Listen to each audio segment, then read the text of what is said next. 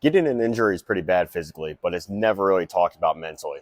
And as a personal trainer, I experienced this firsthand. Now, I've had multiple clients come to me after an injury. Sometimes the reason that they're coming to me is because they've had an injury and had a major setback, say it's like a knee injury or anything like that. But a lot of times is they could have that one injury and that led to them gaining a bunch of weight. And that's the real reason why they're back here, is because they're looking for weight loss now. I don't feel like it's ever talked about how to recover from an injury mentally nearly as much as it is physically, as the mental aspect of it is actually way more important than the physical one, because there's many times somebody could end up just putting themselves in a way worse health condition because it didn't correctly process that they were hurt. So let me explain here. There's many times that someone might break an arm or roll an ankle, and then it just creates a complete setback for them in their life. They might end up creating worse habits. They might end up binge eating a little bit more, because it just creates a rabbit hole of thoughts of like, oh, well, if I can't go to the gym today and do my normal exercise, I'm just not going to do anything. Like, what's the point? And that is a very toxic mindset to end up having. What ends up happening with this is that we end up binging into those bad habits. And that really doesn't put us into a good spot, and we're set back even further than we were before the injury.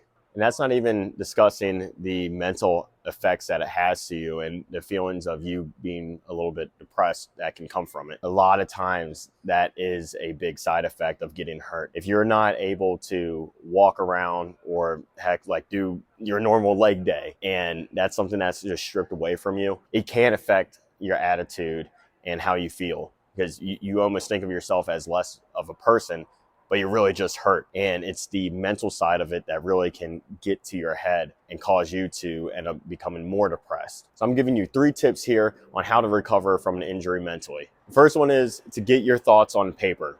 I know this might sound a little bit weird, but I want you to pick up a freaking journal or a sheet of paper. I don't care what it is. Just literally write down what you're feeling. Now, the reason I say this is because there are many times that we have a thought or a feeling and we don't fully express what it truly means. By writing it down, you get to complete that thought and close the book on it.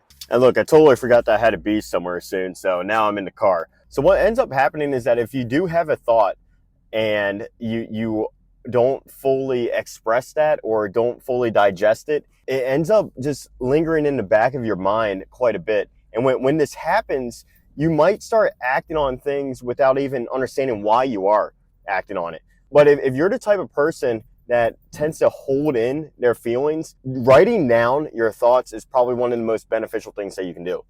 I actually tend to do that at times, and just like kind of suppressing what I'm feeling at times. But by writing things down, it really does help me process that information. Dude, doing this and driving is definitely not safe here. I guess we'll keep on going. I guess I'll park at this lake. Check out this lake. So cool. Oh, and one more thing, make sure that you're writing for the writer and not the reader, because the whole purpose of this is for you to feel better after you write down how you're feeling on that paper. So don't write like you're going to read it again.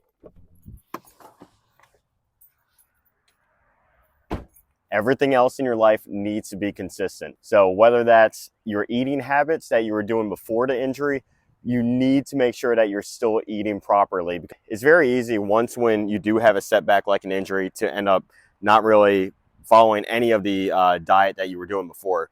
So it's very important that you end up still sticking with everything else outside of your physical activity. One thing can lead to another.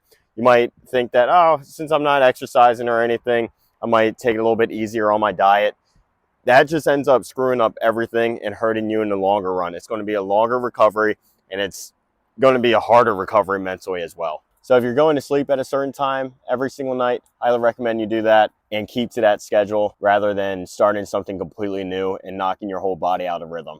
Because if you were in a really good rhythm before the injury and now it's set back, you'll fuck yourself mentally. So one of the hardest things for our brain to understand is that all of this is actually temporary, and we only see things short-sighted. For instance, like we might get really down on ourselves for not being able to go to the gym or anything, but we know that within like a month or two, we'll be right back in doing what we were supposed to. When you start thinking of this pain that you're feeling or this ability that you no longer have is just temporary, that's when you actually start unlocking it in your mind that this isn't going to be like this forever, and that you will end up recovering. And hopefully that helps get you out of the funk as well. A lot of times that we'll get just way too into our head, and we end up getting depressed due to one specific thing that was completely out of our control. And the biggest thing is just accepting that it's out of our control and understanding that we will overcome it in the end, and that it doesn't need to be any harder than it is right now. By believing that it's temporary, that really helps us unlock that thought process. Like, comment, and subscribe, and peace off.